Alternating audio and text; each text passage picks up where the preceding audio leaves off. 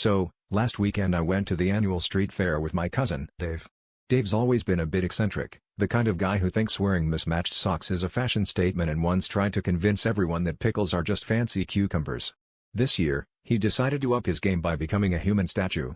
He spent hours practicing in front of a mirror, perfecting his pose, which he called the Thinker 2.0, basically him standing with one hand on his chin, looking like he was puzzling over the meaning of life, or maybe just whether pineapple belongs on pizza.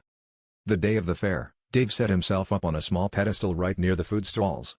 At first, things went smoothly. People would stop, stare, maybe toss a coin or two into his hat on the ground, and move on. That was until around noon when a pigeon, perhaps mistaking Dave's head for a particularly lifelike perch, decided to take a seat. You could almost see Dave's internal struggle as he debated whether to break character or just roll with it. Eventually, Dave, being ever the committed artist, decided to maintain his statue status, even as the pigeon got comfortable and started preening.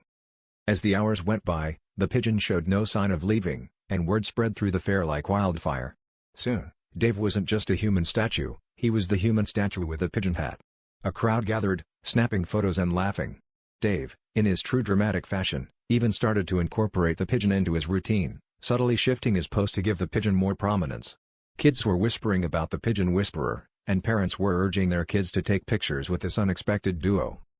By the end of the day, Dave had become something of a legend at the fair, and as people tossed coins and clapped, he finally broke character, took a bow, and said, "Well, folks, that's one way to get a bird's eye view."